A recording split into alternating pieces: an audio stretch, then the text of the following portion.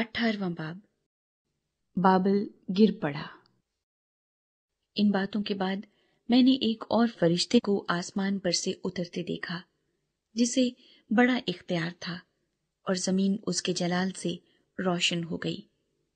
उसने बड़ी आवाज से चिल्लाकर कहा कि गिर पड़ा, बड़ा शहर बाबल गिर पड़ा,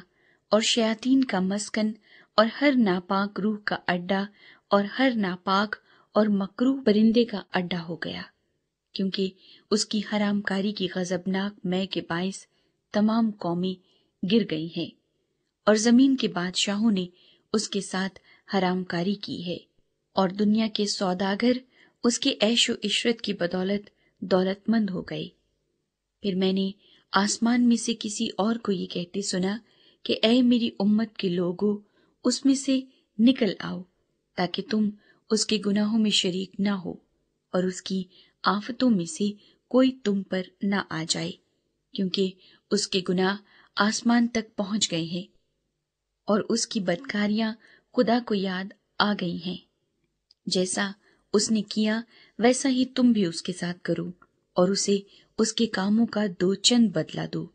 जिस कदर उसने प्याला भरा तुम उसके लिए दुगना भर दो। जिस कदर उसने अपने आप को शानदार बनाया और अयाशी की थी, उसी कदर उसको आजाब और गम में डाल दो, क्योंकि वो अपने दिल में कहती है कि मैं मलका हो बैठी हूँ, बेवा नहीं, और कभी गम न देखूंगी। इसलिए उस पर एक ही दिन में आफतें आएंगी, यानी मौत और गम और काल, और वो आग में जलाकर खाक कर दी जाएगी, क्योंकि उसका इंसाफ करने वाला खुदावंद खुदा कवी है। और उसके साथ हरामकारी और अयाशी करने वाले जमीन के बादशाह जब उसके जलने का धुआं देखेंगे तो उसके लिए रोएंगे और छाती पीटेंगे, और उसके आजाब के डर से दूर खड़े हुए कहेंगे, ऐ बड़े शहर, ऐ बाबल, ऐ मजबूत शहर, अफसोस अफसोस, घड़ी ही भर में तुझे सजा मिल गई। और दुनिया के सौदागर उसके लिए रोएंगे और मातम करेंगे, क्योंकि अब कोई उनका माल नहीं खरीदने का। और वो माल ये है, सोना, चांदी, जवाहर, मोती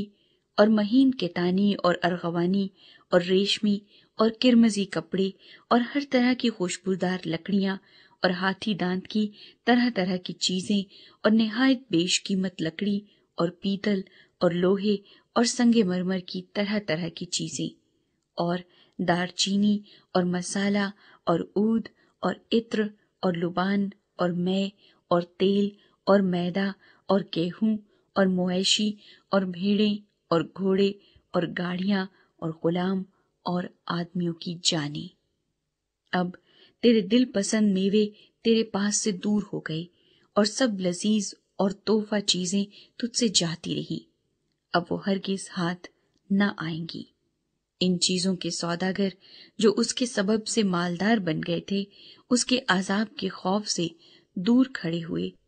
रोएंगे और गम करेंगे और कहेंगे, अफसोस अफसोस, वो बड़ा शहर जो महीन केतानी और अर्गवानी और किरमजी कपड़े पहने हुए और सोने और जवाहर और मोतियों से आरास्ता था, घड़ी ही भर में उसकी इतनी बड़ी दौलत बर्बाद हो गई।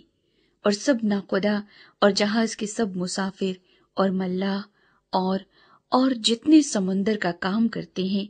जब उसके जलने का धुआं देखेंगे तो दूर खड़े हुए चिल्लाएंगे और कहेंगे, कौन सा शहर इस बड़े शहर की मानंद है। और अपने सरों पर खाक डालेंगे और रोते हुए और मातम करते हुए चिल्ला चिल्ला कर कहेंगे, अफसोस अफसोस, वो बड़ा शहर जिसकी दौलत से समुंदर के सब जहाज वाले दौलतमंद हो गए, घड़ी ही भर में उजड़ गया। आए आसमान और आए मुकद्दसों और रसूलों और नबियों, उस पर खुशी करो, क्योंकि खुदा ने इंसाफ करके उससे तुम्हारा बदला ले लिया। फिर एक जोरावर फरिश्ते ने बड़ी चक्की के पाट की मानिंद एक पत्थर उठाया और ये कहकर समुंदर में फेंक दिया कि बाबल का बड़ा शहर भी इसी तरह जोर से गिराया जाएगा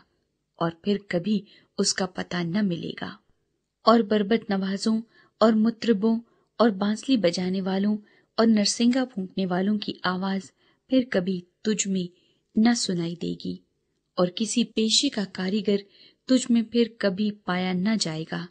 اور چکی کی آواز تجھ میں پھر کبھی نہ سنائی دے گی، اور چراغ کی روشنی تجھ میں پھر کبھی نہ چمکے گی، اور تجھ میں دلہے اور دلہن کی آواز پھر کبھی نہ سنائی دے گی،